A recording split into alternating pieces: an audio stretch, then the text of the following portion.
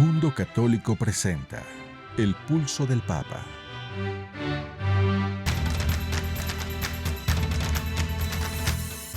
El Pulso del Papa, desde Ciudad del Vaticano. Servicios informativos de Ver y Creer. La actividad pontificia y los acontecimientos de relevancia mundial, con enlaces directos a Radio Vaticana, CENI y Vatican Information Services. El Pulso del Papa, desde Ciudad del Vaticano. Servicios informativos de Ver y Creer.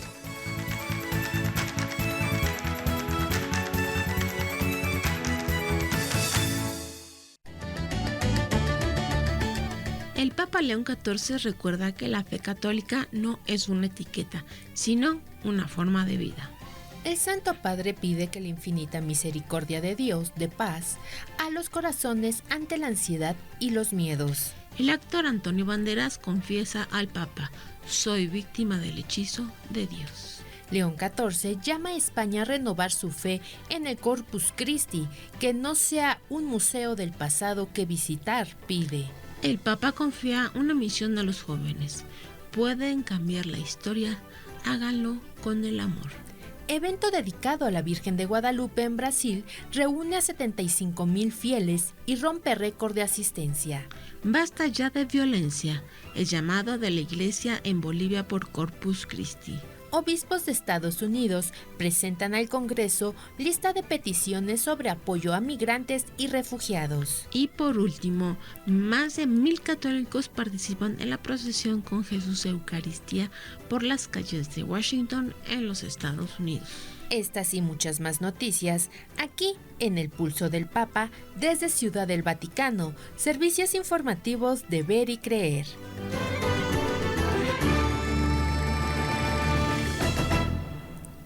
Bienvenidos sea una transmisión más del Pulso del Papa desde Ciudad del Vaticano.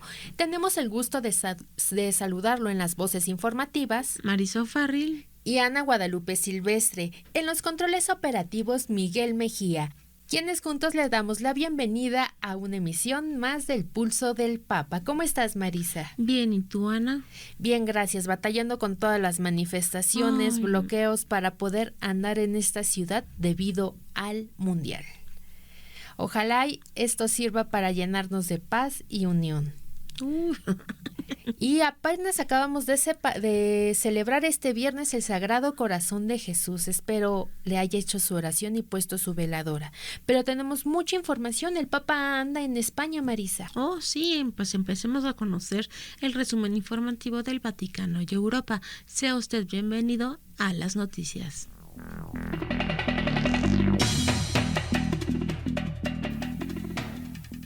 El Papa León XIV recibió en el Vaticano a los miembros de las asociaciones estudiantiles católicas alemanas, a quienes recordó que la fe católica no es una etiqueta, sino una forma de vida. En su discurso pronunciado en el Aula Pablo VI del Vaticano, el Santo Padre destacó los principios que guían esta entidad a la que perteneció el Papa Benedicto XVI: religión, ciencia, amistad y patria. En este sentido, remarcó que frente al despotismo y de las ideologías del pasado, la fe católica nunca ha sido meramente una apariencia o una etiqueta, sino más bien una forma de vida que debe compartirse en los ámbitos universitario y laboral.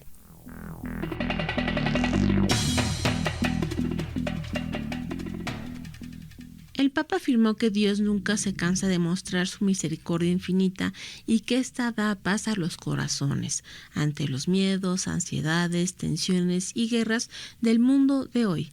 El Santo Padre se refirió a la Divina Misericordia en un videomensaje enviado a los participantes del Sexto Congreso Apostólico Mundial de la Misericordia.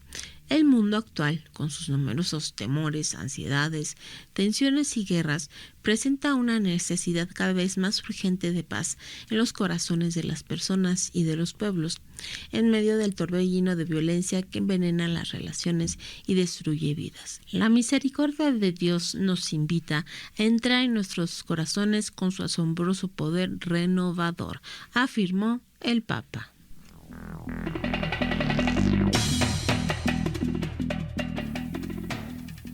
El Movistar Arena de España se convirtió el pasado domingo en un auténtico atrio de los gentiles, donde la fe y el arte contemporáneo se dieron la mano para explorar el misterio del humano, guiados por el Papa León XIV. Uno de los momentos destacados fue la intervención de Antonio Banderas, el actor de Hollywood, quien recitó un texto sobre la unión entre la fe y cultura. Confieso que soy víctima del hechizo de Dios, aseguró mirando a los ojos al Papa.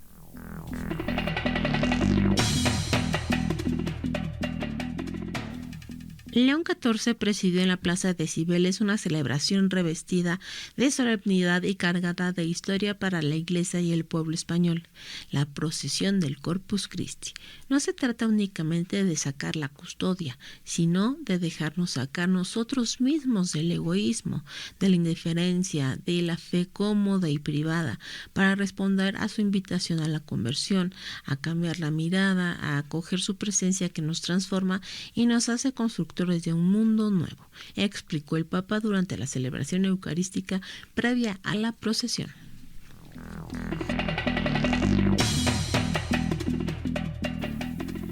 Durante su encuentro con los jóvenes, el Santo Padre, en la Plaza de Lima de Madrid, animó sin ambajes a los jóvenes a no temer el compromiso vocacional. No tengan miedo nunca a tener una vocación a la vida sacerdotal o a la vida religiosa, añadió. No tienen que tener miedo de casarse y formar una familia. Su discurso se articuló como respuesta a las preguntas que varios jóvenes, en una de esas intervenciones, resumió lo que presentó como su legado. Los discípulos de Jesús son siempre contemporáneos, pero nunca prisioneros del tiempo que pasa. Somos libres en Cristo, afirmó.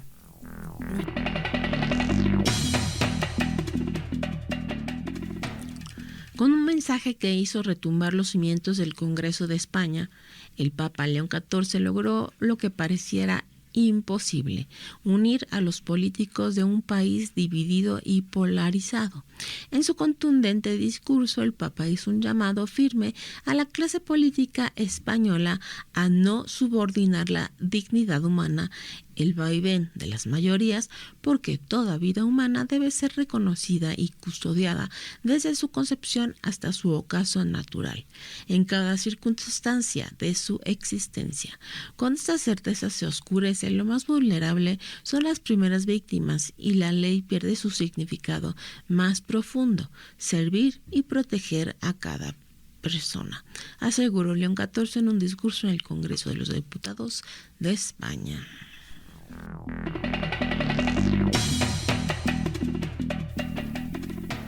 El Papa León XIV se reunió el pasado lunes 8 de junio en su tercer día de viaje apostólica a España con 6 víctimas de abusos cometidos por miembros del clero y de la Iglesia en el país. Así lo confirmó la oficina de prensa de la Santa Sede, indicando que el encuentro ocurrió en la Nunciatura Apostólica en Madrid en horas de la tarde. Las víctimas, señaló la oficina de prensa del Vaticano, estuvieron acompañadas por personas eclesiales comprometidos con la labor de cercanía y apoyo a las víctimas. El encuentro duró cerca de 1 hora, durante cual las víctimas compartieron al Santo Padre sus dolorosas experiencias personales, y cada uno le presentó a León XIV algunas propuestas para hacer más eficaz la respuesta de la Iglesia ante los casos tan dramáticos.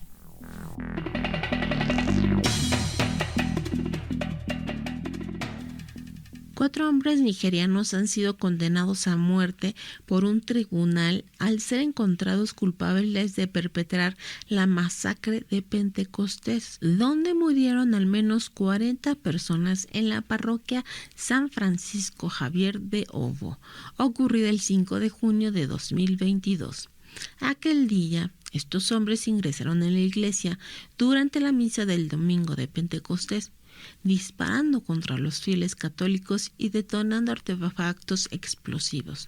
Entre los fallecidos se contabilizaron varios niños, otras 100 personas resultaron heridas.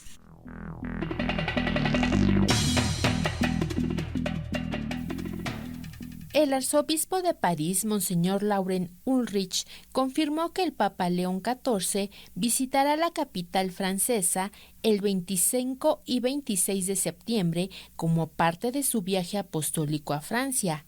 El anuncio lo realizó a través de su cuenta oficial de X, en el que también destacó que la presencia del pontífice será un consuelo y un aliento para muchos. La confirmación coincide con el anuncio de la Conferencia Episcopal Francesa, que informó desde sus redes sociales que el Papa participará en 5 grandes encuentros durante la visita.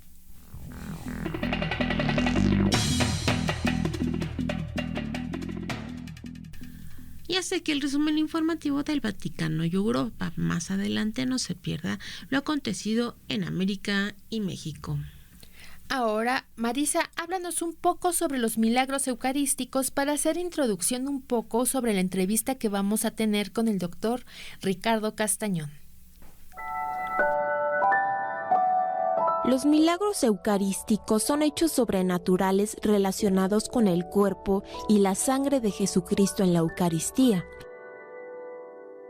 La mayoría de estos milagros han ocurrido durante la celebración de la Santa Misa. Algunos de ellos son hostias consagradas de las que ha emanado sangre, hostias que se transforman en carne o vino que se convierte en sangre. Otros se han manifestado en el pan eucarístico que se conserva incorrupto por siglos en hostias que levitan, aparecen o desaparecen de iglesias o que curan a personas enfermas o a pueblos enteros que padecen epidemias. Otro tipo de milagros eucarísticos consisten en conversiones o en experiencias místicas que han tenido varias personas por su frecuente interacción eucarística, como los casos de las beatas Alejandrina María da Costa, Ana Catarina Emmerich y Teresa Neumann, quienes solo se alimentaban con la Eucaristía. Los milagros eucarísticos son recibidos por los fieles devotos como una prueba física de que Jesús está realmente presente en la Sagrada Eucaristía y como una manifestación proveniente del cielo a fin de restaurar la fe en momentos históricos de herejías que niegan la presencia eucarística de Cristo. Estos son los milagros eucarísticos. Ahora vayamos a una breve pausa comercial y regresamos con la entrevista. Queremos conocer su opinión. Contáctenos en nuestro correo electrónico elpulsodelpapa@vericreer.com. Continuamos con más del Pulso del Papa desde Ciudad del Vaticano y ya está aquí el doctor Ricardo Castañón y Roberto Farril para hablarnos sobre los milagros eucarísticos. A ver si nos comentan algo sobre el milagro ocurrido en Guerrero, en Tixla. Bienvenido, querido Ricardo. Roberto, un gusto estar en este programa, estar contigo, Gracias. Saludar a tu audiencia y me pongo a tu disposición. Muchas gracias. Es así. A partir de que comenzaste a hablar de milagros eucarísticos, ¿es que te conocimos? Yo me dediqué a la neurociencia desde muy temprano, he publicado hasta el presente unos 22 libros, pero la primera parte de mi actividad científica ha sido inspirada, o más que inspirada, iba a decir en el materialismo científico, pero digamos, no conocía la dimensión espiritual. Entonces, hasta el año 93 yo era un estudioso del cerebro, de la conducta, pero con pensamiento ateo. Y cuando empecé ya a hacer estos estudios de milagros eucarísticos, el público católico y también el otro público pues se interesó por mis investigaciones. Sí. ¿Y cómo fue? ¿Cómo es que fuiste a dar a eso? Además, sin tener fe. Bueno, yo me formé en mis primeros estudios en Italia, luego fui a Alemania donde hice las especialidades para bioquímica cerebral y en mi formación conocí a la doctora Rita Levi Montalcini, que era premio Nobel de Medicina. Ella estudiaba cómo crecen las neuronas, yo me dediqué a estudiar la estimulación bioeléctrica de las neuronas. Y toda mi vida era más o menos ciencia, pero con el propósito de ayudar a las personas, por qué una persona tenía depresión, qué sucedía químicamente en el cerebro cuando una persona tenía estrés. Escribí un libro muy importante que me tomó 17 años y que ahora tiene muchas ediciones, Cuando la palabra hiere, luego Cuando la palabra sana. O sea, he hecho una ciencia que pueda, digamos, partir de un laboratorio, ser compartida con los científicos, pero me preocupaba que eso llegara a la gente.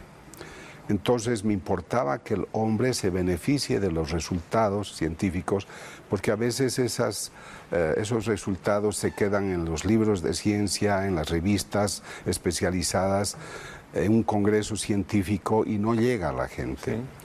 Entonces un día de Alemania viajé a Bolivia a saludar a mi familia y esos días la prensa hablaba de una imagen de un Cristo que tenía efusión de lágrimas cristalinas. La gente dice que lloraba el Cristo.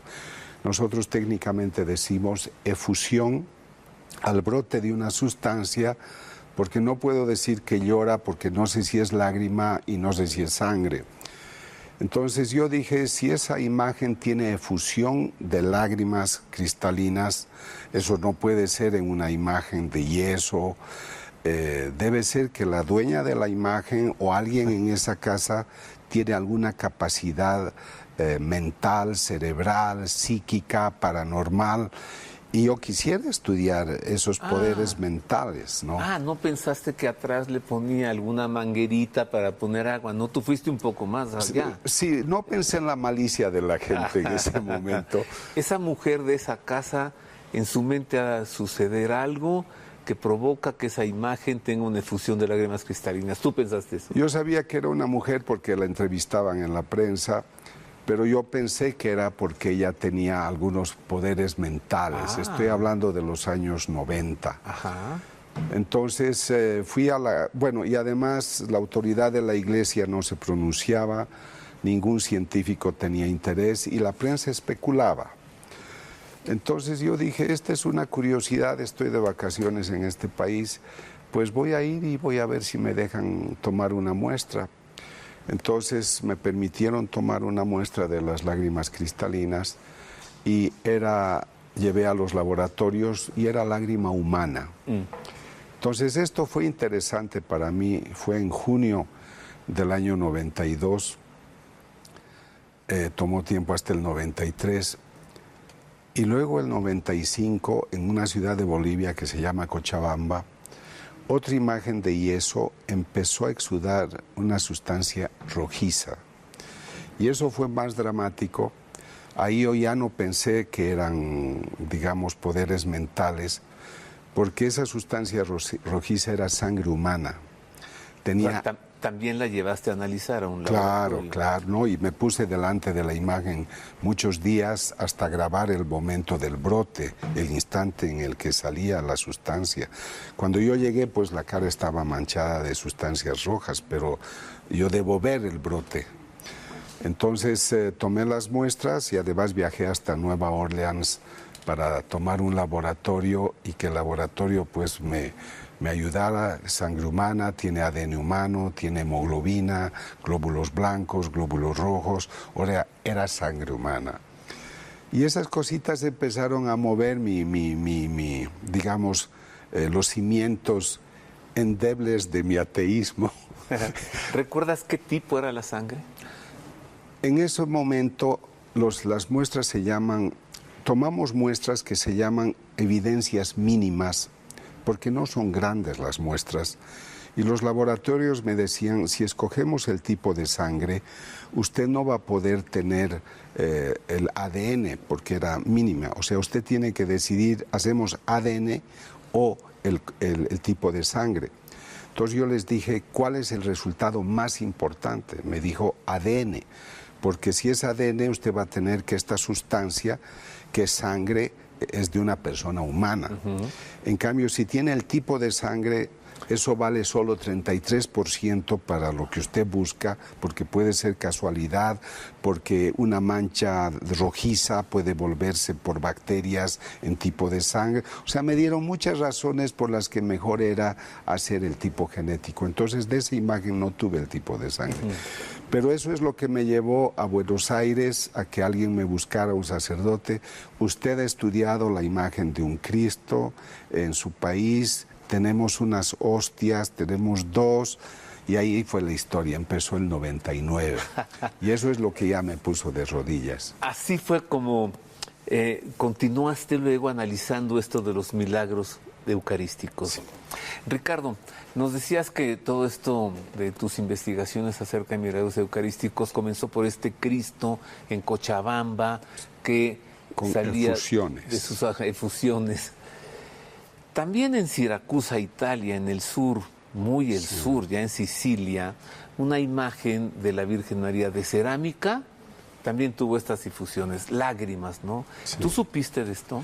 Cuando yo empecé a hacer este estudio, te estoy hablando ya de esa imagen con sangre, el año 95, busqué mucha literatura y encontré que el año 1953, en la casa de la señora, me parece, María Iannucci, la imagen de la Virgen exudó 6 veces.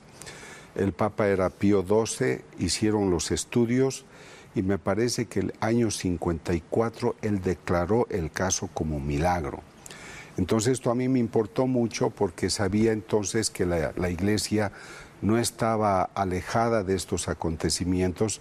Yo era fresquito, estaba saliendo del ateísmo, no conocía muchos temas de la Iglesia Católica.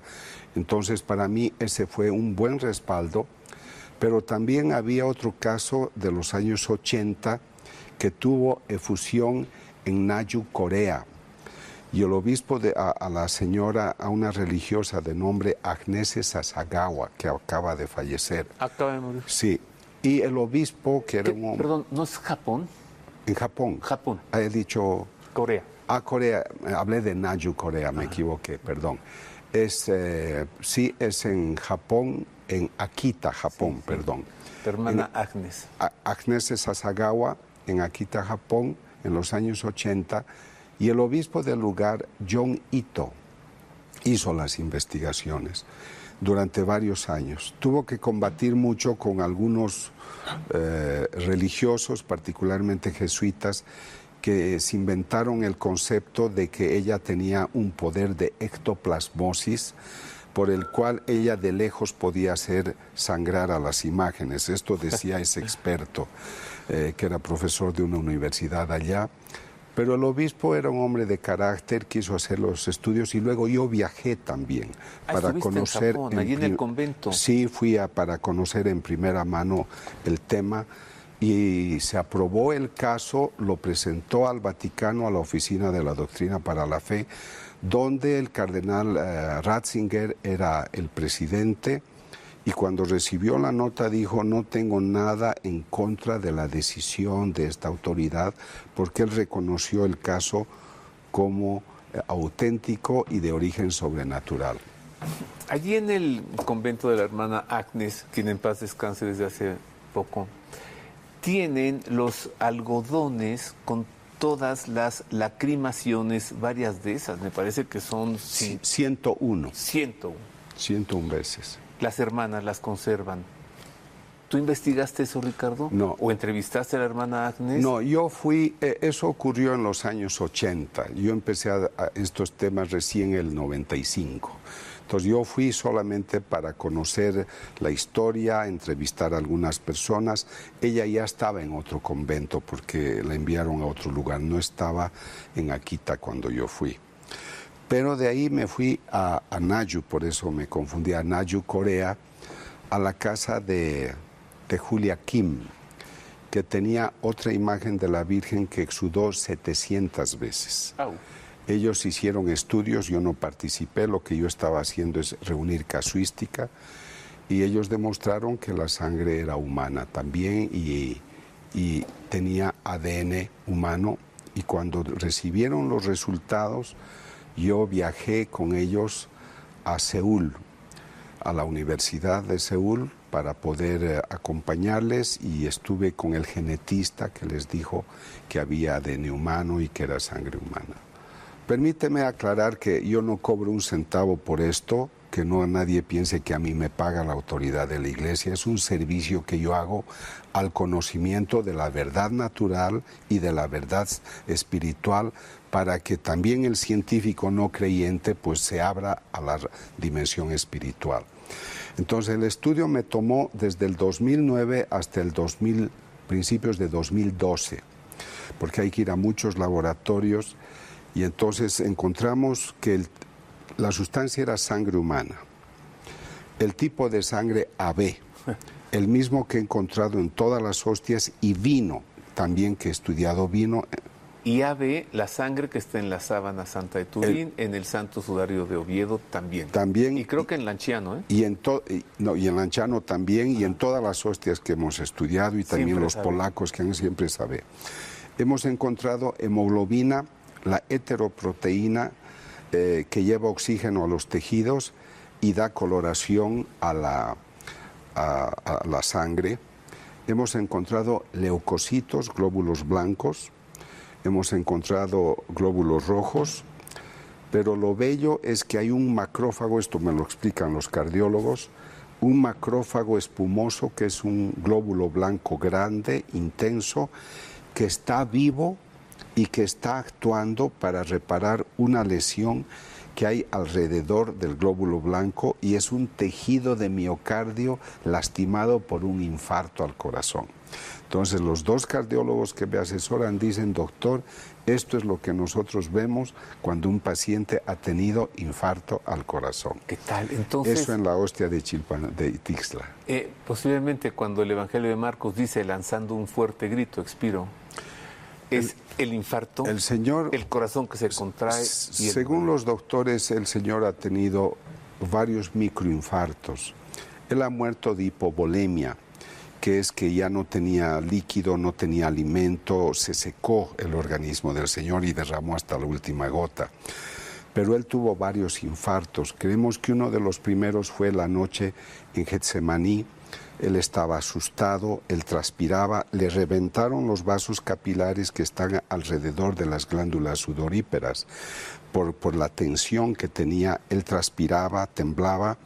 Entonces, como transpiraba y reventaron los vasos capilares, salieron las gotas gruesas de sudor mezclado con sangre, y por eso se dice que él trasudó o exudó sangre, pero era el sudor mezclado con sangre. Ese cuadro se llama hematidrosis. En clínica lo tenemos aún hoy en medicina psicosomática, que ocurre a una persona que está bajo alta tensión nerviosa. Entonces el Señor posiblemente en ese momento tuvo los doctores usan el término microinfarto. Durante todas estas investigaciones, tú siempre llevabas la hostia de Tixla.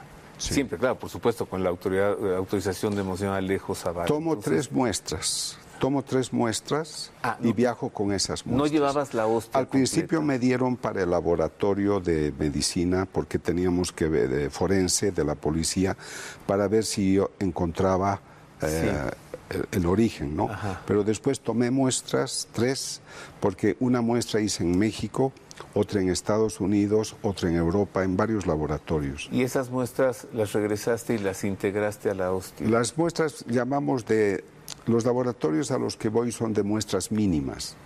Entonces se hace un pequeño conjunto después, y todo eso yo lo devolví a Monseñor Alejo Zavala. Mira, tengo un minuto más. ¿Qué nos deja hoy un milagro eucarístico? ¿O un signo eucarístico? Bueno, habría muchas respuestas. A mí me fascina pensar que en Juan 6:51 dice el Señor: el pan que te daré es mi carne. Y me alegra pensar que la transustanciación es una realidad que también se demuestra científicamente, aunque la fe no necesita pruebas. La palabra de Dios se cumple. Me parece que el católico debe valorar. Yo le pregunté al teólogo René Laurentán: ¿por qué ocurre este milagro? Para demostrarte que aquello que tú crees es verdad. Entonces yo pienso que ningún católico debería perderse la oportunidad de estar delante de un Cristo vivo que por amor se queda en esta sustancia sencillita de pan y vino, que luego de la consagración es su cuerpo, sangre, alma y divinidad. Muchas gracias, Ricardo. Muy contento de estar contigo, un cariño a toda tu audiencia y espero nos volvamos a ver. Quiera Dios que sí. Buena estancia en México y en Estados Unidos. Muchas gracias. Buen regreso a casa en Bolivia. Gracias. Gracias a Roberto y al doctor Ricardo Castañón. Ahora vamos a hacer una pausa comercial, pero no se vaya porque todavía tenemos mucha información y notas para usted aquí en El Pulso del Papa desde Ciudad del Vaticano. Haga suyo este espacio. Le invitamos a enviar sus sugerencias y opiniones a nuestro correo electrónico elpulsodelpapa@pericreer.com. Continuamos con más del Pulso del Papa desde Ciudad del Vaticano. Ahora le vamos a presentar las noticias más importantes de esta semana de México y América.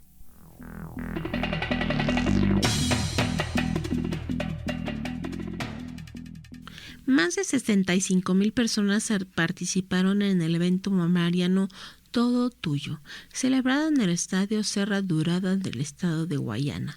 De acuerdo con la organización, se trató de la mayor asistencia registrada hasta la fecha. Además, más de 18,000 personas siguieron el evento a través de pantallas instaladas fuera del estadio. Este año, el evento presentó la imagen peregrina de Nuestra Señora de Guadalupe, patrona de Latinoamérica, proveniente de México, acompañada de una reproducción de la tilma de San Juan Diego, sobre la cual se imprimió milagrosamente la imagen de la Virgen de Guadalupe.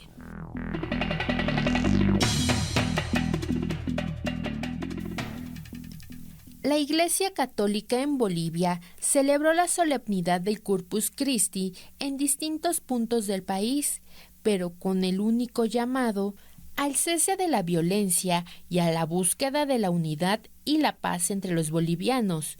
La celebración del Corpus Christi llegó luego de más de un mes de protestas, manifestaciones y bloqueos de rutas en distintos puntos de Bolivia por parte de distintos sectores, en reclamo por la situación económica crítica y un rechazo de algunas medidas del gobierno de Rodrigo Paz, quien asumió la presidencia el pasado noviembre y de quien algunos grupos exigen la renuncia.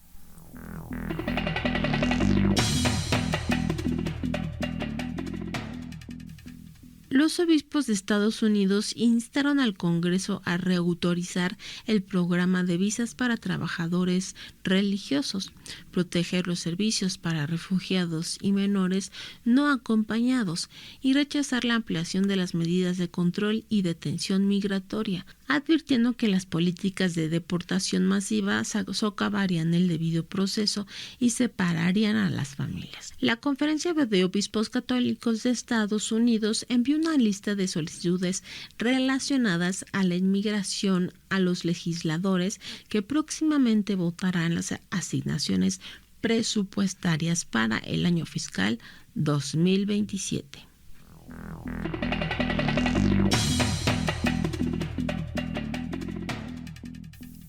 Más de 1,000 personas recorrieron las calles del centro de Washington en los Estados Unidos como parte de la tercera peregrinación eucarística nacional anual que ahora hizo escala en la capital de Estados Unidos. El padre Trulos explicó que la procesión ofrece un testimonio público de nuestra fe, mostrando la presencia real de Jesucristo en la Eucaristía, cuerpo, sangre, alma y divinidad, a todas las personas que encuentran a su paso. Decenas de transeúntes se detuvieron para observar la procesión y muchos tomaron fotografías y videos. El recorrido comenzó frente a la sede del Centro de Información Católica en la calle K y pasó por Lafayette Square frente a la Casa Blanca.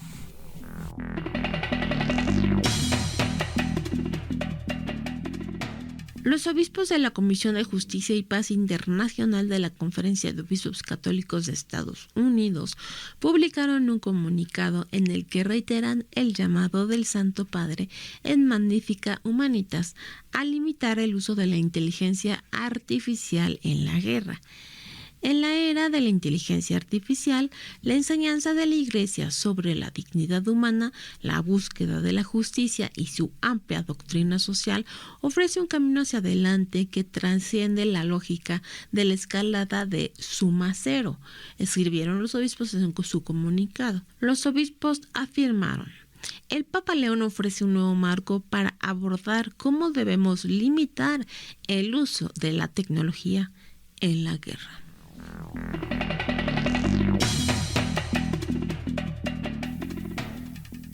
Monseñor Silvio Báez, obispo auxiliar de Managua, afirmó que Dios no abandona al pueblo de Nicaragua y que está siempre junto a él en todos los desiertos, incluso en el de estar sometido a un poder irracional. En los desiertos de la vida, cuando se nos caen nuestras seguridades humanas y experimentamos nuestra propia insuficiencia, Dios está junto a nosotros como parte que provee amorosamente de las necesidades de sus hijos, dijo el prelado en su homilía por la solemnidad del Corpus Christi en la misa que celebró el domingo en la parroquia de Santa Ágata en Miami, Florida, en los Estados Unidos.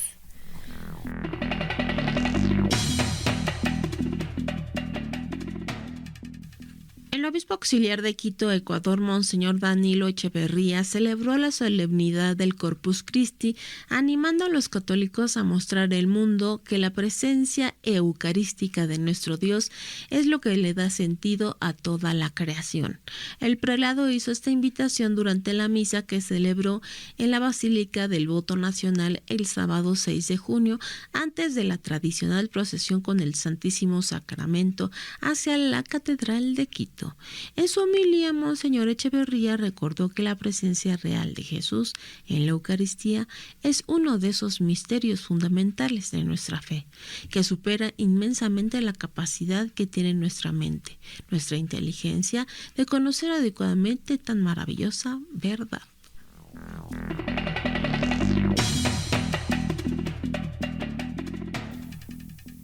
El presidente del Perú, José María Balcázar, afirmó que el Papa León XIV llegará a ese país el próximo 10 de noviembre. A la pregunta sobre en qué fecha estará el Santo Padre al Perú y desde la ciudad norteña de Chiclayo, el mandatario respondió que el viaje está programado a partir del 10 de noviembre, según informó la agencia RPP. Sin embargo, el Vaticano no ha hecho aún el anuncio oficial de la visita apostólica, que podría incluir también a Uruguay y Argentina. En abril de este año, el cardenal Daniel Sturla, arzobispo de Montevideo, afirmó que el Santo Padre podría visitar Uruguay entre finales de noviembre y principios de diciembre.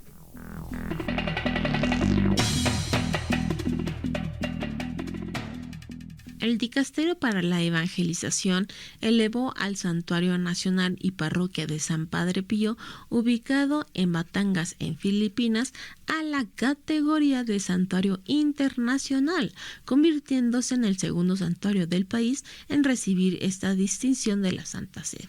El decreto fue emitido por el Dicasterio para la Evangelización el 25 de mayo, coincidiendo con el 139 aniversario del nacimiento de San Pío de Pietrelcina. Este reconocimiento sitúa al santuario entre un selecto grupo de lugares de peregrinación católica reconocidos por la Iglesia por su excepcional importancia espiritual y su capacidad para acoger peregrinos de todas partes del mundo.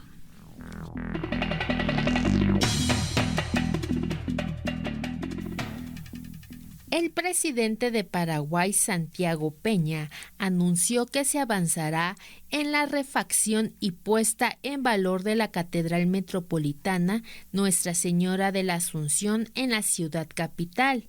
El anuncio fue realizado en el marco de la bendición y palada inicial de la construcción del monumento a la Virgen Nuestra Señora de la Asunción en la costera de la capital, acto del que formaron parte el arzobispo de Asunción, el cardenal Adalberto Martínez, y el nuncio apostólico de Paraguay, Monseñor Vicenzo Tuturco. La obra es un proyecto ejecutivo desarrollado por la Universidad Católica y cuenta con la aprobación de la Secretaría Nacional de Cultura.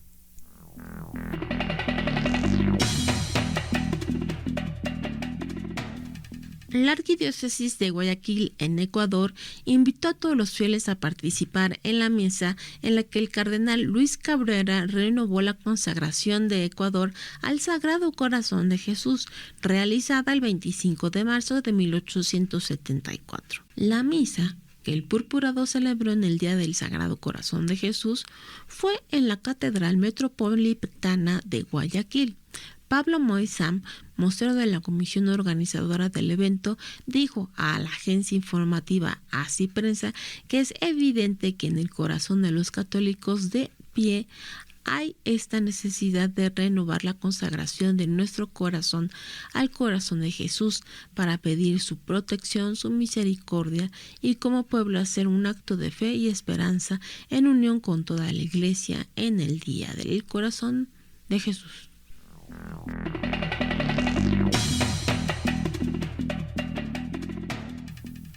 Este fue el resumen informativo de esta semana de México y América.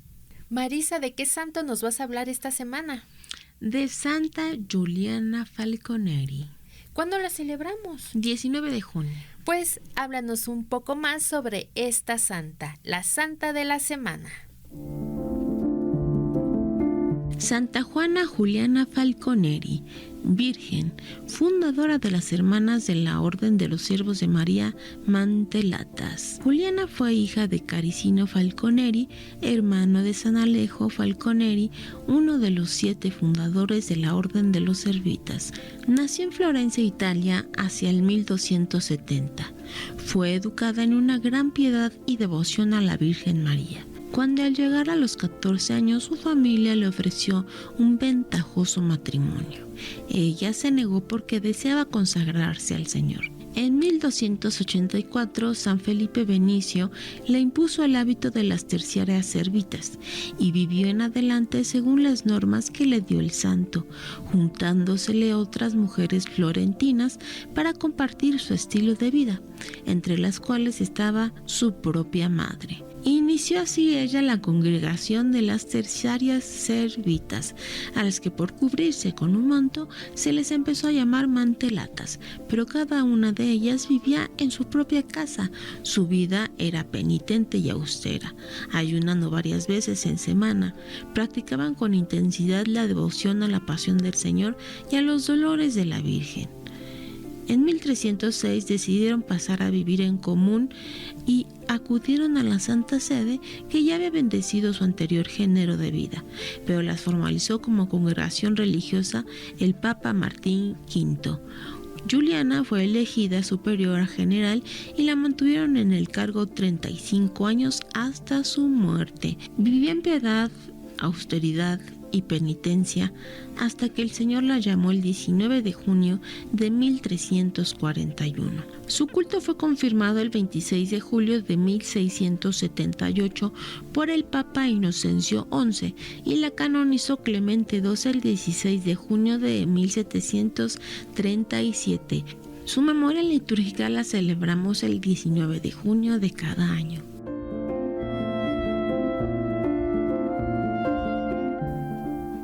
El santo de la semana, no se olvide, la celebramos el próximo 19 de junio a Santa Juliana Falconeri. También les quiero recordar que si usted quiere ir a Medjugorje, lo puede hacer junto con Roberto Farril, además de visitar otros santuarios de Francia. Si quiere más información sobre este viaje, puede llamar al 55 55 59 27 92 y al WhatsApp 55 50 45 72 19. Más fácil ahí porque ahí pueden preguntar y ya más los costos rápido y más información. Exacto. Rápido. Además van acompañados de un sacerdote durante todo el viaje. Les repetimos los teléfonos. El teléfono es 55 55 59 27 92 y el WhatsApp 55 50 45 72 19.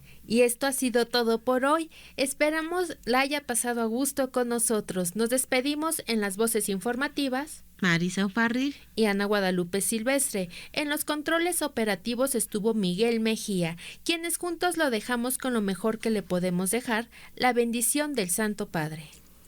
Dominus vobiscum. Sit nomen Domini benedictum. Adiutorium nostrum in nomine Domini. Benedicat vos omnipotens Deus, Pater et Filius et Spiritus Sanctus. Amen. Tante grazie.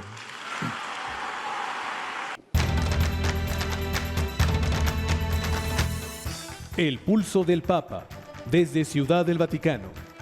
Servicios informativos de Ver y Creer. La actividad pontificia y los acontecimientos de relevancia mundial, con enlaces directos a Radio Vaticana, CENI y Vatican Information Services. El pulso del Papa, desde Ciudad del Vaticano.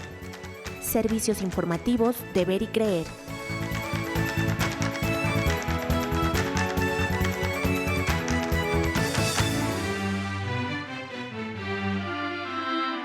Mundo Católico presentó El Pulso del Papa